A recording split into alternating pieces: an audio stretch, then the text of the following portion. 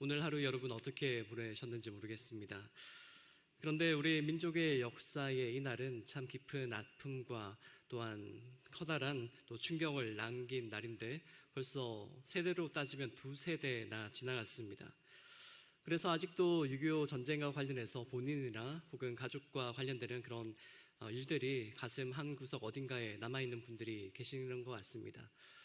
한 2주 전이죠. 우리 주일 예배 때 한경구 후임 목사님께서 1950년 흥남철수 사건과 관련해서 그때 많은 피난민들을 구출했던 그런 메러디스 빅토리호의 사진을 보여주셨지 않습니까? 근데 제가 깜짝 놀라운 소식을 들었습니다. 물론 뭐 몇 해 안 지나서 그럴 수도 있긴 하겠지만 우리 교회 권사님 중에 한 분이 그 보여주신 사진이 있는 그 배에 9살의 나이로 타고 계셨다고 해요. 그래서 그곳에서 이제 남쪽으로 내려와서 다시 한 2년 정도 지방에서 보내시고 서울로 올라오셨다고 하는데 그 권사님이 그 사진을 보시면서 얼마나 큰 감동을 받으시고 또 감회가 새로우셨다, 남다르셨다 이런 말씀을 전해 들었습니다. 저도 해마다 이맘때가 되면 저희 할아버지와 할머니가 6.25 전쟁과 관련해서 겪으셨던 이야기를 들은 기억이 납니다. 저희 조부모님께서는 좀 남쪽 지방에 계셨는데 원래 시골에서 농사를 짓고 계시다가 무슨 연휴에서였는지 전쟁이 일어나기 전해에 근처에 도시로 나가서 빵 장사를 하셨습니다. 찐빵 장사를 하셨어요. 그런데 다른 빵 장수들과 달리 아이들이 좋아할 만한 그런 비행기 모양으로 빵을 만들어서 팔아서 아주 장사가 잘 되었다고 저희 아버지가 기억을 하고 말씀을 해주시더라고요. 그런데 그때 이제 6.25 전쟁이 발발하지 않았겠습니까? 그런데 우리가 다 알고 있다시피 6.25 전쟁은 북한의 기습 남침이었기 때문에 전선이 그렇게 잘 유지되지가 못하고 남쪽으로 계속 후퇴를 하다가 저희 할아버지가 살고 계시던 그런 도시 가까이까지 내려왔다고 합니다. 그런데 그러한 전쟁의 한가운데 저희 할아버지가 빵을 배달하기 위해서 나가셨는데 그런데 그날 집에 돌아오지 않으신 겁니다. 할머니가 그리고 저희 아버지가 얼마나 놀라셨겠습니까? 그날 밤이 새도록 기다리셨는데 공교롭게 그날 밤 따라 또 할머니가 아무래도 지방에서 올라오셨다 보니까 집을 새를 들어서 살고 계셨는데 그 집의 그 방문을 어떤 아마 외국 군인이었던 것 같은데 술에 취해서 문을 열려고 그렇게 하셨대요. 그래서 밤새 주무시지도 못하고 그 다음날 일어나시자마자 놀란 가슴을 부여안고 시댁에 있는 시골로 내려가셨다고 합니다. 그런데 다행스럽게도 몇 해가 지나서 저희 할아버지도 고향으로 돌아오셨다고 합니다. 그래서 자초지종을 들어보니까 그때 빵 배달 나갔다가 강제 징집을 당하셨다고 합니다. 그래서 우리가 잘 알고 있는 인천 상륙작전까지 가셨다가 그리고 거기서 더 올라가서 정말 두만강에 있는 그런 높은 곳까지 진군을 했는데 아쉽게도 안타깝게도 일사후퇴 때 그렇게 우리 국군이 후퇴를 하지 않았습니까? 그때 간신히 목숨을 부재하시고 이제 고향으로 돌아오신 거라고 합니다. 그런데 할아버지는 전쟁의 후유증 탓인지 그 이후로도 계속 건강이 좋지 않으셨다라고 합니다. 그러시다가 제가 태어나기 1년 전에 40대 후반의 연세로 젊은 나이에 병환으로 돌아가시고 말았습니다. 만약 전쟁이 나지 않고 저희 할아버지가 빵 장사를 정말 잘해서 또 성심당만큼은 아니라도 그 빵집이 아주 유명한 지역의 빵집이 돼서, 왜냐하면 성심당도 1956년에 시작했더라고요. 저희 할아버지는 49년 뭐 이럴 때 시작을 했는데, 그래서 아마 저도 가업을 이어서 또 제가 또 한때 취미로 코로나 때 빵을 구웠는데 지금 뭐 빵을 굽고 있을 수도 있겠죠. 아니면 저희 아버지도 그렇게 고생 안 하시고 저희 아버지도 시골에서 참 공부를 잘하시고 머리가 좋으셨다는 얘기를 많이 들었는데 어렸을 때 꿈이 판사셨다고 해요. 아버지가 만약에 판사가 되셔서 목사가 안 되었다면 저는 또 다른 인생을 살고 있지 않았을까라는 생각을 해보기도 합니다.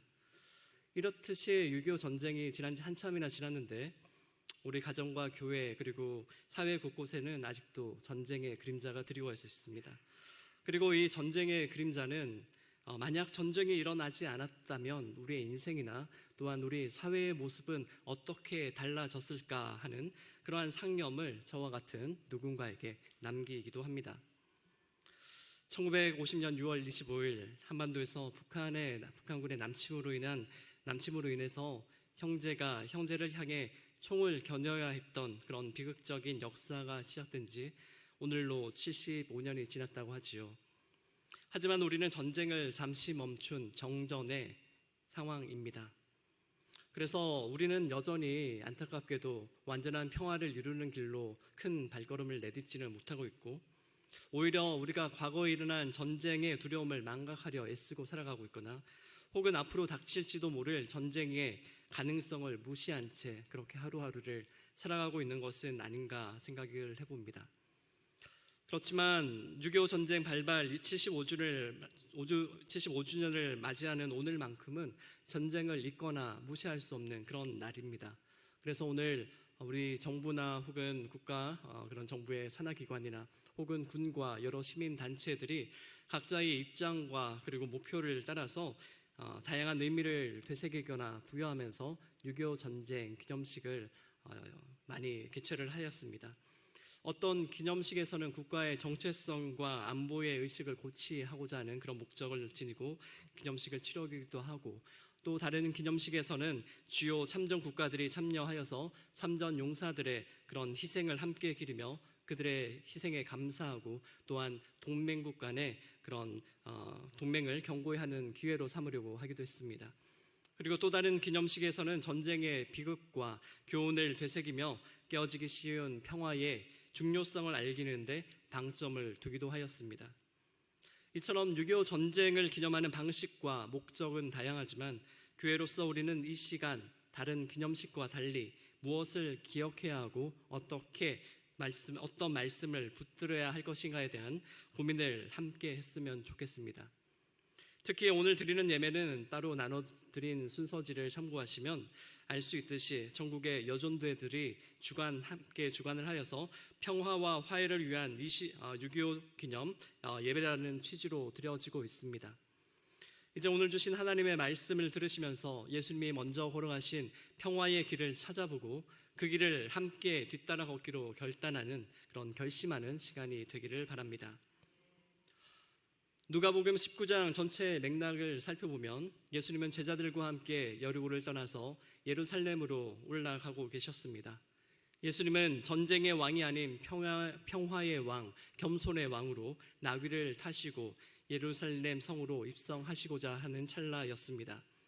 많은 제자들과 무리들은 예수님을 찬양하며 하늘에는 평화요 가장 높은 곳에는 영광이로다라고 외쳤습니다. 그러나 예수님은 환호하는 무리들 가운데서 가까워진 예루살렘 성을 바라보시며, 그리고 아마도 갑자기 발걸음을 멈추시고 눈물을 흘리시지 않았었나 이렇게 생각을 해봅니다. 그리고 누가복음 19장 42절에서 예수님이 이렇게 말씀하셨습니다. 너도 오늘 평화에 관한 일을 알았더라면 좋았을 뻔하였거니와 지금 내 눈에 숨겨졌도다. 평화에 관한 일은 헬라어로 타프로스 에이레넨입니다. 이 표현을 이해하기 쉽게 다시 번역하면 평화에 이르는 조건들 혹은 평화를 가능하게 하는 요소들이라는 뜻입니다. 다시 말해 평화에 이르는 방법, 평화의 길이지요.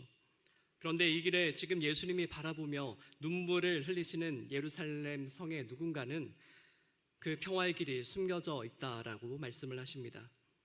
왜 예수님은 예루살렘 성을 바라보며 평화의 길을 모른다고 안타까워하시며 눈물을 흘리셨을까요?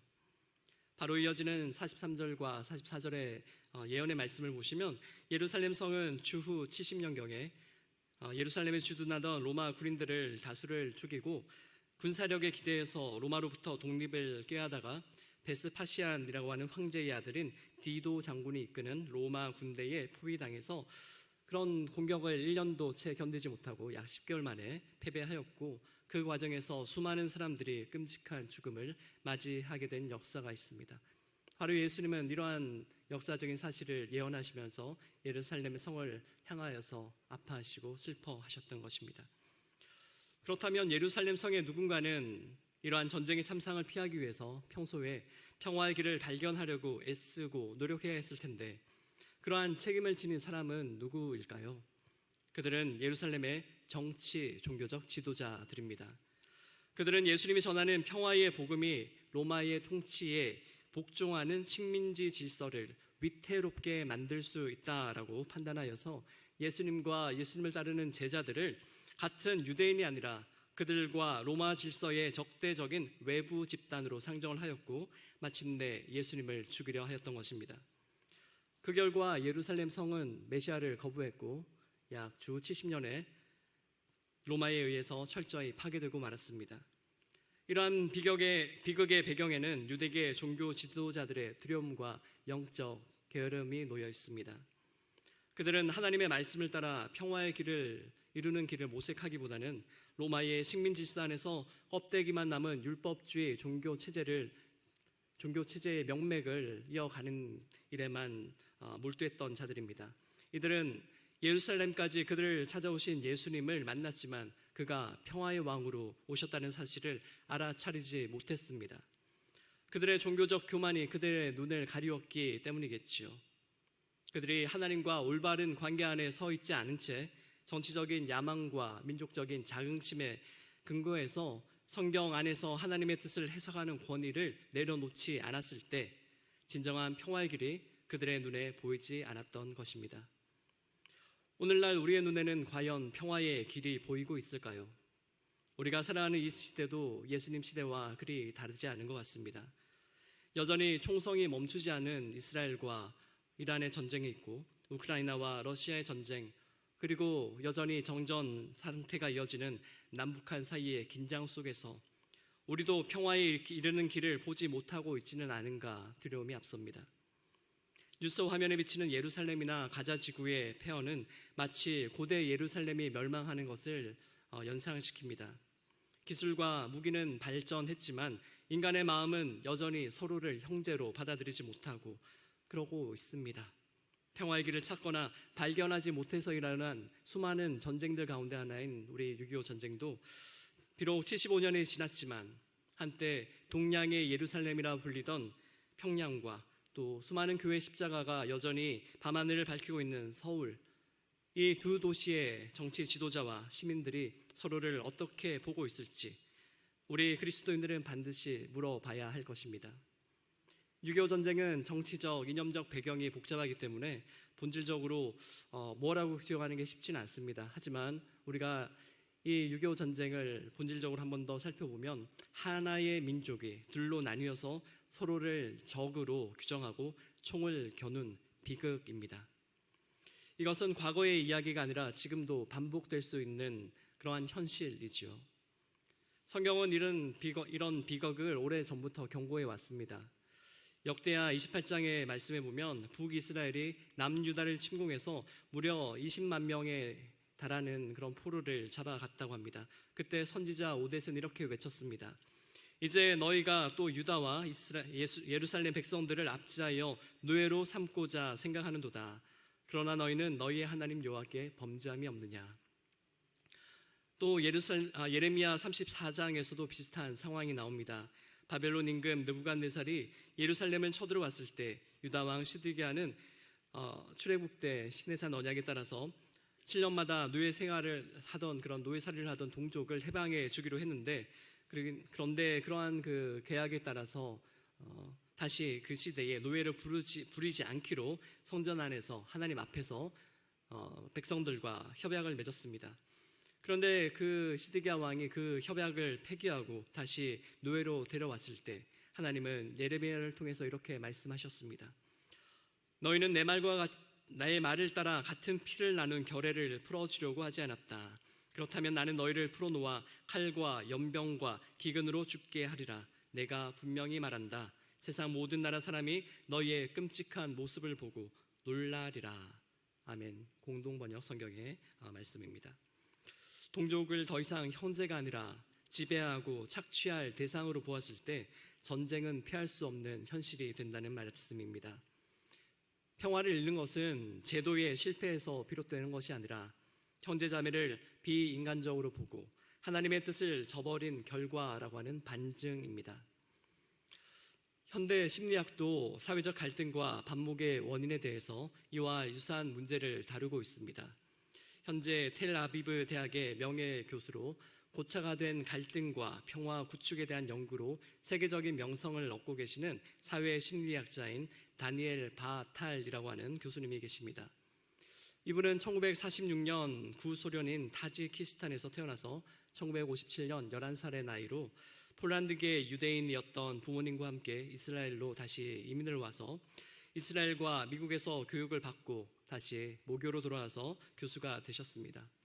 바탈 교수님은 사람들이 왜 서로를 용납하지 못하고 갈등과 전쟁을 지속하는지에 대해서 연구를 계속 하셨습니다.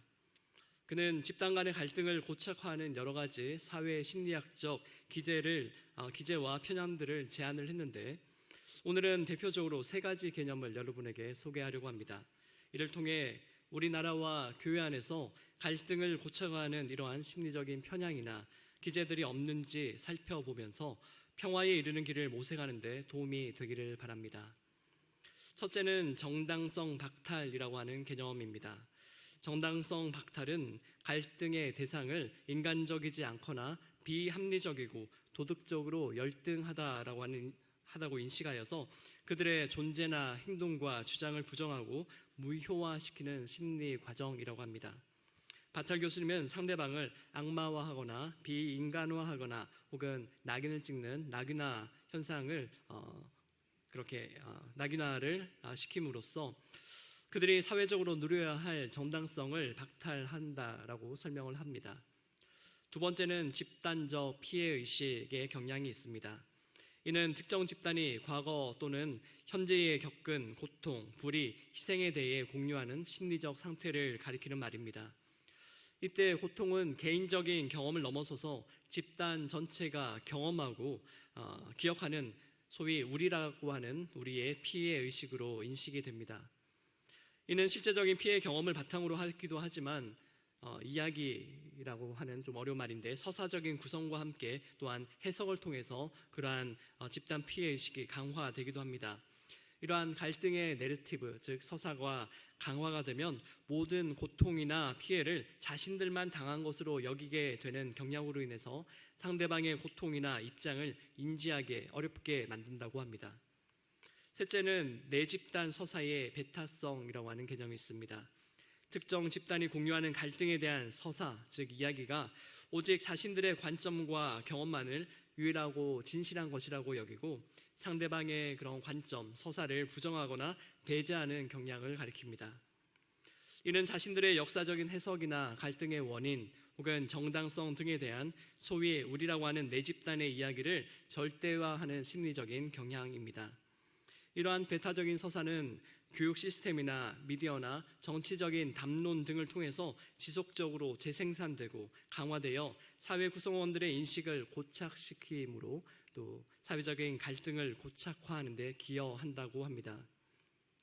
이러한 심리적 기제들은 갈등 상황에서 상대방을 도덕적으로 열등하게 여기거나 자기 정당성만을 고집하거나 또한 공정과 타협의 가능성을 제거하는 그런 기제로 사용이 됩니다. 또한 전쟁이라고 하는 극단의 상태로 치닫는 요소들 중 하나로 작용을 하여서 공동체 안에서 혐오와 배제를 낳기도 합니다. 우리도 모르게 우리는 정이고 너희는 악이라고 하는 이분법 안에서 생각을 하여서 서로를 적대적으로만 바라보는 것입니다. 이렇게 전쟁은 복잡한 원인이 얽혀 있지만 그 시작은 종종 대중의 불안과 증오를 조장하는 이야기에서 비롯되는 것입니다. 결국 전쟁과 갈등은 사람들 마음속에서 먼저 시작된다는 말입니다.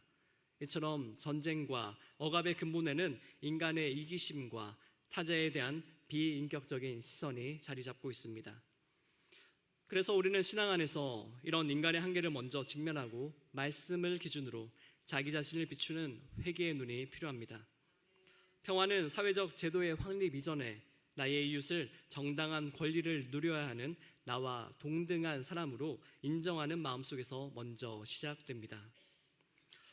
따라서 하나님은 우리가 앞서 배운 갈등 해소와 평화 구축을 위한 사회 심리학적 연구 성과를 활용하기 전에 먼저 예수님을 따라 평화의 길이 무엇인지 먼저 돌아보게 하십니다. 예수님 당시 유대 사회의 지배적인 분위기는 내부 갈등을 조장하는 로마 식민 통치의 압제 방식 때문에 사회 계층이나 소속 집단 사이에 반목과 갈등이 끊이지 않았습니다. 특히 그렇게 고차가 된 갈등의 틈바구니에는 유대 사회의 소외자와 약자들이 하나님이 허락하신 인간의 존엄성을 따라 인간답게 살아가기 힘든 상황이었습니다. 그래서 그렇게 많은 무리들이 예루살렘으로 향하는 예수님의 뒤를 따라 행렬을 이루었던 것 같습니다. 다시 한번 누가복음 19장의 그 상황을 떠올려 보시기를 바랍니다. 예수님은 예루살렘 성을 바라보시며 안타까워하셨고 눈물을 흘리셨습니다. 그런데 어떻게 그게 가능한 일입니까? 예루살렘 성은 예수님을 죽이려던 유대의 종교 지도자들과 그를 십자가에 못 박으라고 동조하는 무리들이 있었고, 예수님에게 십자가형을 내릴 로마 황제를 대리하는 총독이 있던 곳이 아닙니까? 그럼에도 예수님이 예루살렘 성을 바라보시고 눈물을 흘릴 수 있었던 까닭은 그들을 원수가 아니라 구원해야 할 하나님의 자녀로 여기셨기 때문일 것입니다. 너도 오늘 평화에 관한 일을 알았더라면 좋을 뻔하였거니와 지금 내 눈에 숨겨졌도다. 예수님의 탄식의 말씀입니다. 마침내 예수님은 십자가 위에서 자신을 죽이려던 사람들을 향해서 아버지여 저들을 사하여 주옵소서라고 기도하시며 그들을 여전히 원수가 아니라 하나님의 은혜를 받아 마땅한 형제와 자매로 여기셨음을 보여주고 계십니다. 예수님은 평소 누구든지 하늘에 계신 내 아버지의 뜻대로 하는 자가 내 형제요 자매요 어머니라고 말씀을 하셨는데, 이제는 자신의 생명을 위협하는 원수마저 용서하심으로 그들이 하나님과 화해하고 예수님의 형제와 자매가 될 기회를 허락하셨습니다. 예수님이 예루살렘이 오늘 알았더라면 좋을 뻔하였다라고 안타까워하신 그 평화에 관한 일, 다시 말해 평화의 길은 무엇을 말하고 있는 것일까요? 그것은 평화의 왕으로 이 땅에 오신 예수님만이 이 땅의 모든 갈등과 전쟁을 해결하는 유일한 분이라는 사실을 인정하는 것입니다. 이러한 신앙 고백이야말로 하나님께서 성경 말씀을 통해서 오늘 우리에게 알려주시는 진정한 평화의 시작점입니다. 사회적 갈등과 국가 간 전쟁의 위협이 높아지는 이 시대에 우리 교회와 그리스도인들은 어떤 길을 걸어가야 할까요?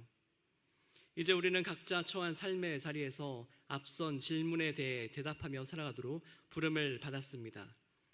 우리가 따라가야 할 길은 예수님이 예루살렘을 보시고 눈물을 흘리시며 알려주시고자 하셨던 평화의 길입니다.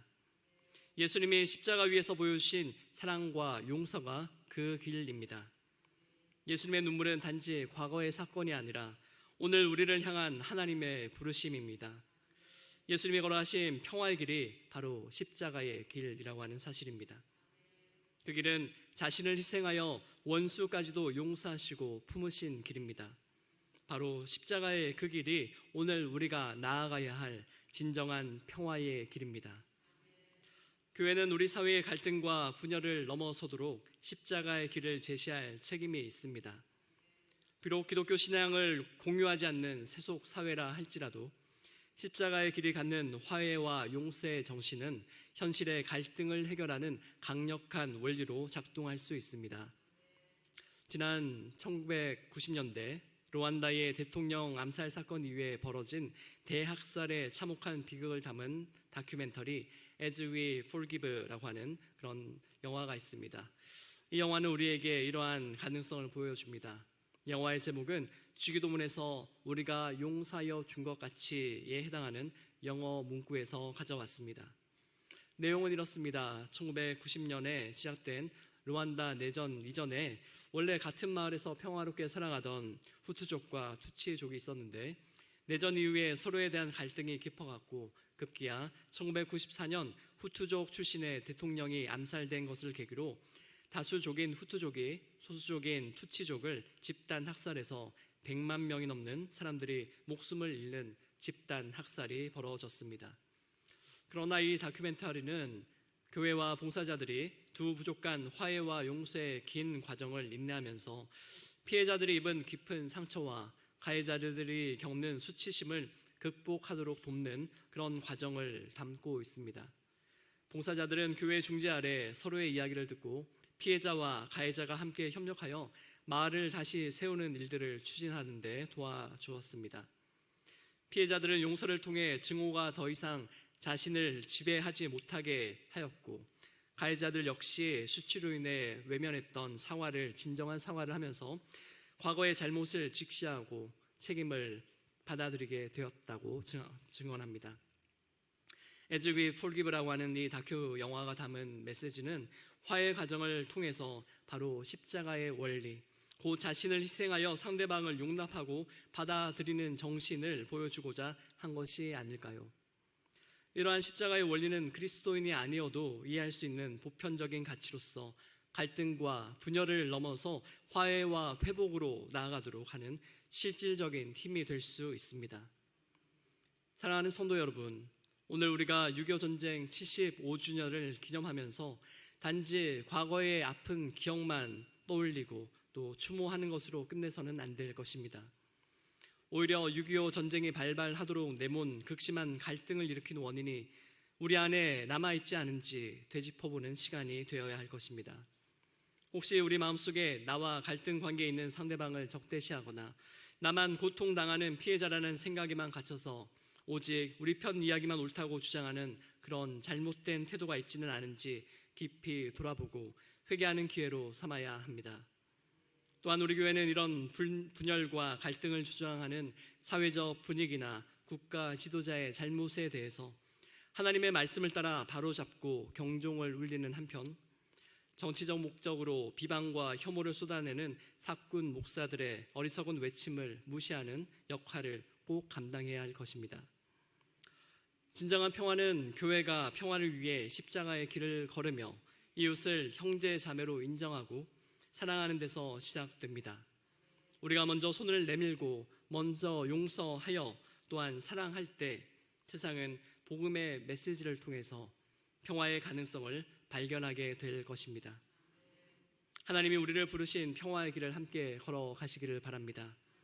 오늘 이 시간 우리 모두 예수님의 눈물에서 시작된 평화의 길을 따르는 제자가 되기를 주님의 이름으로 간절히 축복합니다. 함께 기도하시겠습니다.